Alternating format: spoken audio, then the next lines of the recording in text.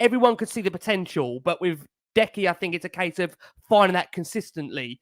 And I think in recent weeks, we have now seen the fact this guy's going to step up, really, I think, take the game by the mantle. And I think with certain players that we've seen in previous seasons, the big thing missing has been consistency. With Decky, do you think he can ultimately find that?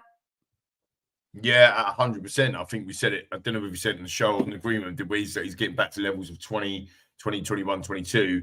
He's 17 appearances in the Premier League. I actually think even before we started to hit this bit of form, where he's converting goals and assists, I actually think he was going under the radar a little bit, to be fair. I mean, he's scored 5 Premier League goals now. He's got 2 assists. And with the greatest respect to Richie, which we'll come on to him later because I know he's been injured, if Richie could put the ball in the back of the net, the bloke would have had about 7 or 8 assists by now, to be fair, in the first 10 games of the league. You know, his attacking play is actually superb. He's actually had 14 shots on target, Decky has, and only 3 off target. So out of the shots that he's made, actually only 3 of them have gone off target. So he's very accurate when he does take a shot. I would probably say that he needs to take more shots. I mean, today, he powered that in, didn't he? That goal was absolutely brilliant. You know, it went through the goalkeeper's hands, and people might say, "Oh, well, it was a goalkeeper mistake," but it was just so powerful. Like he just put his laces through it. Is that what we say? Put your laces through it, son. And he did, and it was absolutely brilliant. You know, his shooting accuracy is over 80%. And his success is around 15%. You know, he's scoring. He's run more than anyone else in the Premier League. Any other Premier League players run more. This reminds me of Christian Eriksen vibes. Now, Christian Eriksen used to run more than any other player and then create as well. He's actually been the most creative player in the Premier League. That's an unbelievable stat, isn't it? Unbelievable. It's so hard to get off the ball as well, Lee. He's a unit. And the kid, remember, he's 23 years old. He's 23, brilliant. An absolute man-child. Yeah. You know, he's just such a handful. I only think to finish the summary on your question, Rick, I think yes, the consistency is there. I think he can be that. I think the only thing he needs to do is just take more shots because he's got it in his locker to curl them in the top bins, left side, right side. That little extra touch that he takes in the box, you know, them little extra touches that he takes in the box that you think, oh, he's taking an extra touch here that he shouldn't have done, and then all of a sudden. It's like he gets himself right to the byline. It's a little. I mean, that second goal for me today reminded me of a goal he scored in that 20 when he first came in that first 6 months that he was playing for us. I think it might have been against Leeds. He's just magnificent, wasn't he, Rick? Absolutely brilliant today. It was flawless, and I think again when you consider the fact that this is a guy that has had to adjust position, favouring now number 10. He was asked to go out to the right. I think after the injury to Brennan Johnson. I think, again, you can only judge him for what we've seen in the spate of games under Range. And I think ultimately there's a real confidence about the way he's playing. And you can see that reflective in the way he, ultimately demonstrates his position across the pitch. I think it's really, really exciting what we're seeing from him. Richie scoring added time. 쿨루셉스키 crossing in from the right. The Brazilian heads in his 3rd goal in 2 games. And to be fair, look, I think we all agree we needed that because that was a really tricky first half. How delighted are you, Lee? Richie, back-to-back games, back-to-back goals for him will do his confidence the world of good, right? And I got to say, for our listeners on audio, Lee there is providing a pigeon dance. Just doing a pigeon there for the audio listeners. Look, I mean, I'm really pleased for him. Clearly, the surgery has done something. He's got a spring back in his pigeon steps. See what I did there? It was absolutely... Well, it was a flawless cross, wasn't it? Let's be absolutely brutal about that. I mean, that is bread and butter. That is meat and drink. You got all the cliches you want to throw out there, but any striker getting that, I mean, it was absolute perfection from Decky. And Richie does what he needs to do. He's always been good with his head. We've known that. And he's stuck it in the back of the net. Brilliant. Perfect timing right before half time, as you said, Rick. And to be fair, on balance, we definitely deserved to be in front in that first half. There's no doubt about that. Go back and check the stats, as I've been talking about all night. But it was a brilliant header and brilliant for him. I mean, brilliant for Decky. And just it was. I think for me, when you don't know the ins and outs of what's going on in somebody's life. Like he's got this injury. We didn't know about it. We didn't know about Son's injury last year. Do you know what I mean? It's very hard. You can only comment and make references to what we see and what we're privy to. That's fair, isn't it? As you know, as doing what we're doing and analysing shows and that sort of stuff, analysing the matches.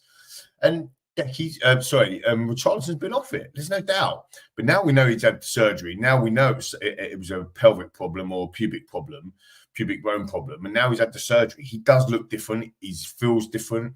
And actually, even if he isn't any different, in his mind he is. And that's massively important, right? So if he feels better about himself, great. And now he's scoring. Back-to-back goals, as you said, Rick. So he's scored 3 in the last 2. Actually, if you look at his stats this season, as TJ referenced earlier about Gabriel Jesus as well, he's not having a bad season with Richarlison. No. Is it 60 million quid worth?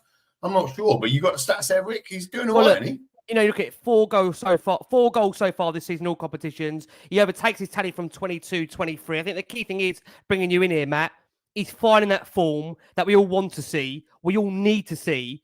And look, I think, again, another great stat for him. He's now scored 14 headers since his Premier League debut. Only 4 players have scored more in that time. And look, we asked the fact now for Richie, can he go on a run? Matt, if he plays, now this is the time to be full of confidence. And who next to show his class against then the club that obviously he played for in Everton. So is he coming into form, Matt, at the perfect time for us? Yeah, absolutely. And look, I think I do want to caveat this by saying, you know, it's 2 games. You know, he's had good games for us before. We've had, you know, we all remember those famous 4 games for Matt Doherty, and I know he got injured in the 5th, which is what kind of changed the direction of his form there. But if Richarlison can hit something now, it'll be absolutely huge for us because, you know, he started the season in that front role and it just wasn't quite working out. We shifted him out to the left and Son went in the middle and he started really well in that and then kind of slowly faded away. And we were struggling to find that dynamic in that front 3. Didn't know, first of all, the 3 players that were best there, but then that dynamic and where we'd play who.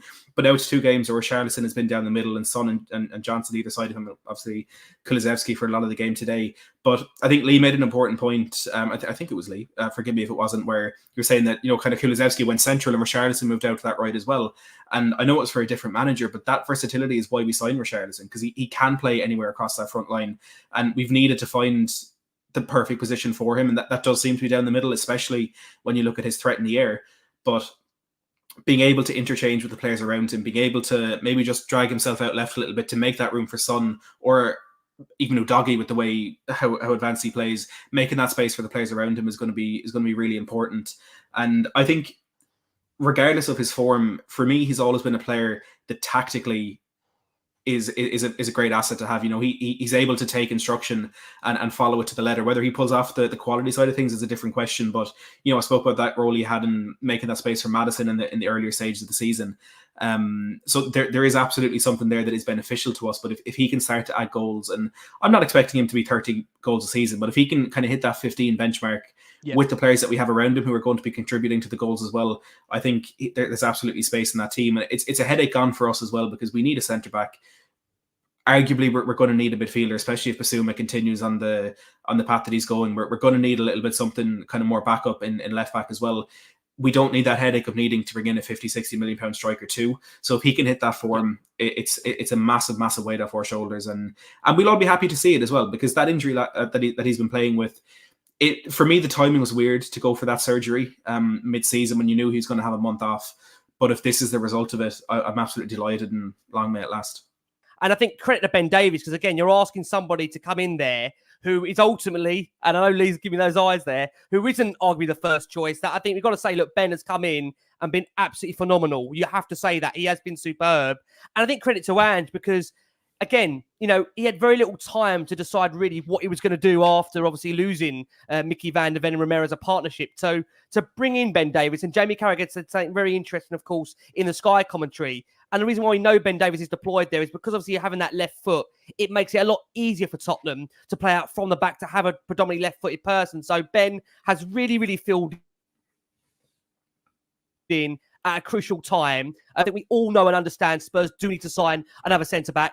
And just said that. I think me and Matt will be imploring that when we have all these wonderful journalists join us come January, that look, we all need to, of course, have centre-back come in and improve Tottenham. It needs to be a fairly decent player. You could argue Ashley Phillips would have maybe had his opportunity had, of course, he not got injured up until now. And bro, when we were talking about key injuries before, and Matty was saying, you know, imagine Arsenal losing those players, and Maka was saying, oh, you know, Liverpool, you know, I have to say, I'd forgotten about Van de Ven. You know, that'd be like Liverpool losing Van Dijk. That's like Arsenal losing Saliba on top of everybody else. And I think what's really important as well about Ben Davies, and fair play to Ben Davies, man, is that Eric Dyer played alongside Romero for dozens and dozens of games and just didn't take on, because I do believe that Ben Davies has been vastly improved by playing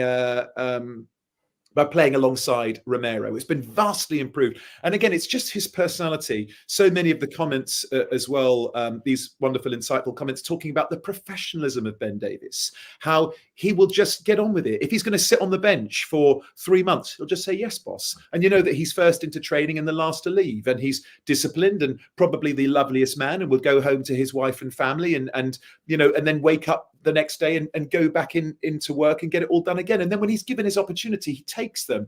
But he's also really learned. He's really learned. Like Matty was saying, you know, step out, don't allow them space, sprint out of position, don't let them turn. You know, Dyer couldn't do that. And so fair play to Ange and the coaches, fair play to Romero for obviously working with Davies, and then fair play to Ben Davies for taking that all on board and then executing that on the football pitch, because my goodness, it's made a huge difference for us. We really could be in trouble, guys. We could be mid-table right now, and we're right back up there at the top. Fair play to the lad.